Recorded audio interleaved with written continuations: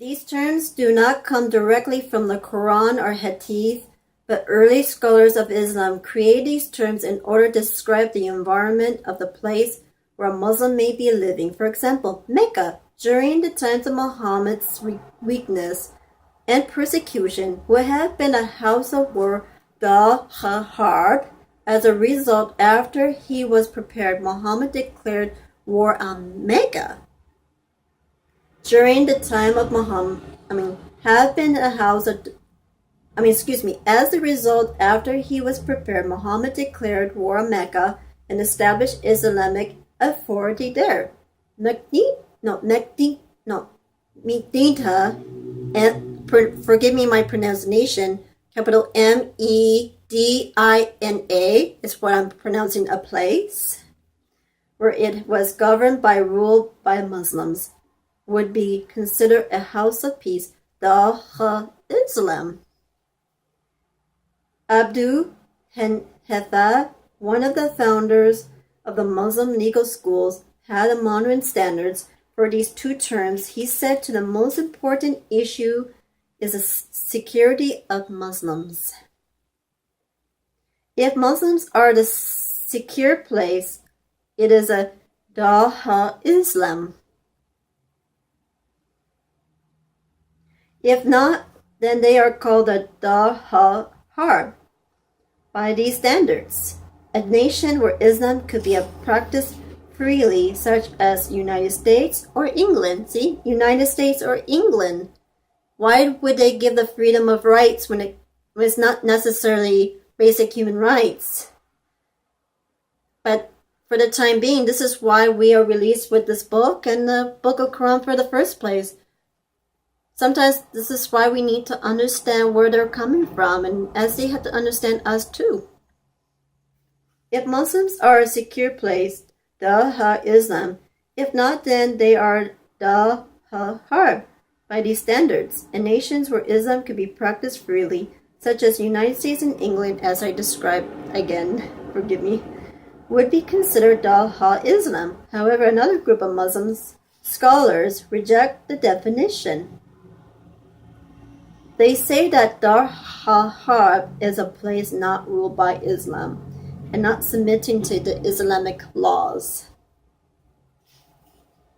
Sayyid Qutb popularized the strict interpretation of his most influential book, Milestones Along the Road.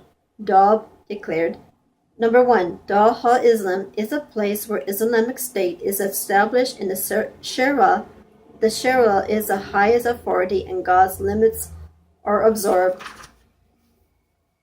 and where all the Muslims administrate the affairs of the state with mutual consultation. Number 2, the rest of the world of the home of hostility, Dar Harb. A Muslim can have only two possible relations with Dar Harb, peace with the contractual agreements of war. Agreement or warrant. A country which there are the treaty will not be considered a home of Islam. A Muslim must only declare loyalty to Dar Islam, not to a particular nationality. Qutb wrote, a Muslim has no country except that part of the earth where the Sharia of God is established. A Muslim has no nationality except his belief. A Muslim has no relatives except those who share the belief in God. A committed Muslim will have only one defining characteristic, his faith. All other identity, not based on his faith, is irrelevant, including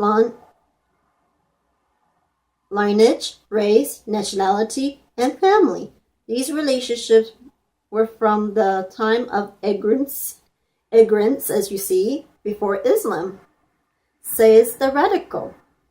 The future of ISIS. ISIS has written a new powerful chapter in the story of Islamic radicalism.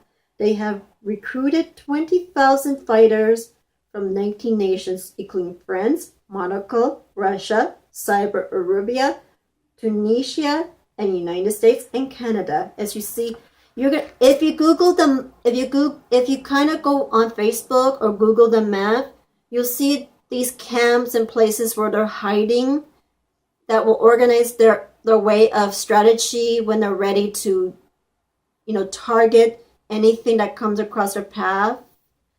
Just like that married fellow couple, he was a Muslim and his name was Muslim.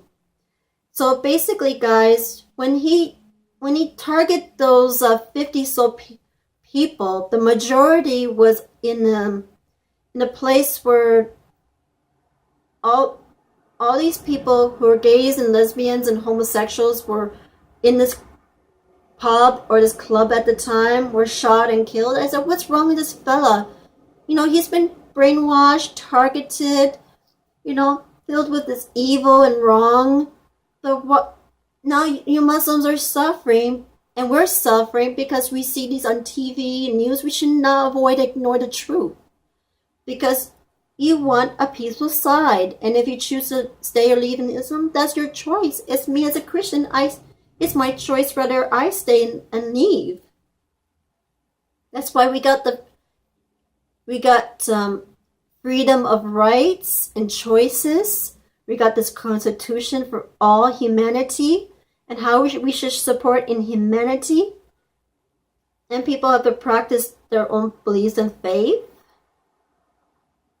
I said, I don't agree with guns and knives, and I don't own guns whatsoever. And if Barack Obama wants to ban the guns, where are these guns are going to go? Are going to go to our enemies? Are the ISIS or jihadists and those who organize and plan it? You got these brotherhoods and those who are really in charge. And some of you are not terrorists. You're loving, great social people to be around. As you say, you just want to live at peace. If I was encountering and meet you, don't think that I hate you and I call you terrorists. I don't remove people's hijabs of the women. If they choose to, wear it or not, that's their choice. My choice is to be forgiving and loving and peaceful to you, because I'm a Christian. It says, be a peacemaker with those, and especially are my Christian sisters and brothers in the church. So I want to continue to read this book, and I just want to encourage and comfort you as we're living in these last terrible times. And I respect those who stayed or left Islam or have left Islam for quite a long time. We need to love and respect and value much as possible. ISIS has written a powerful chapter in the history of Islamic radicalism. They have recruited 20,000 fighters from 19 nations, including these places I have mentioned. They have taken control of portions of Iraq's Habar province and the oil-rich areas in Syria, and are operating transnationality. The United States and its all allies have been carried out airstrikes against ISIS targets. So Muslims, I don't want to say that this is the reasons why we're sending our Canadian Army forces and American forces to not to destroy you personally, but those who want to do evil, wrong, and hate all groups because we're non-Muslims ourselves. Just keep a peaceful mind that we're sending our people there. Barack Obama has no business to move the American militants who are trying their very best, but you're blessed to live in Canada and in the United States. You have basic human rights, women's rights, choices and decisions, and we have to live at peace. But there's no peace in Islam. You have to discover this among yourselves, because I'd rather die being a Christian and as much freedom we have in this land before things might take over. Okay? Officials claim thousands of militants have been killed, even if ISIS were eventually being defeated. The world must be prepared for others who will take their place. This is because of the philosophy that drives groups such as Muslim Brotherhood and ISIS needs to be understood and addressed in the Islamic world. So basically, guys, I will continue to read many chapters of this book as much as possible. And we have to understand that there are so much things going on in the Hadith, in the book of Quran, in many things that goes on in it.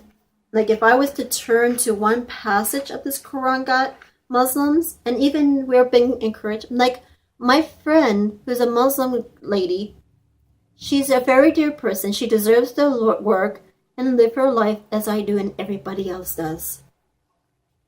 And I turn these passages and I try to keep a well love and respect to you at all times as possible.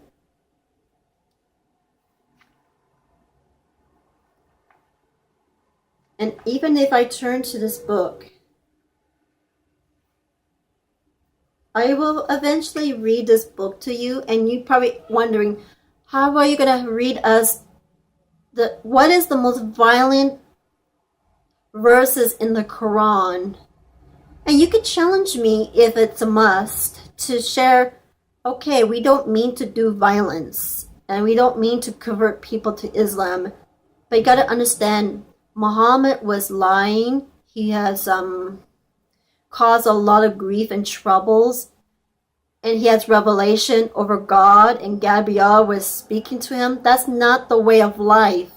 How can there be peace for a short time and then suddenly violence and upbringings and upwards happen? I just want you Muslims to understand, and people who release their own videos, and those who are former Muslims and Christians, and those people are sharing these things.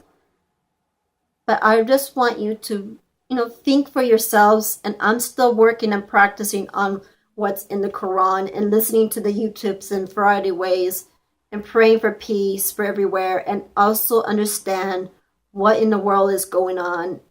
Okay? Love you, Muslims. I love you, everybody. But we have to understand that I'm not afraid if they say Happy Ramadan to me, but it's their holiday, not ours. But I am happy and blessed to live in this place as much as possible. Anyways, have a good time, everybody. And Muslims, just learn to be at peace with your hearts. And no one's not trying to come against you. It's just what's written in here that's what scares maybe both you and us, and question about your faith and your belief.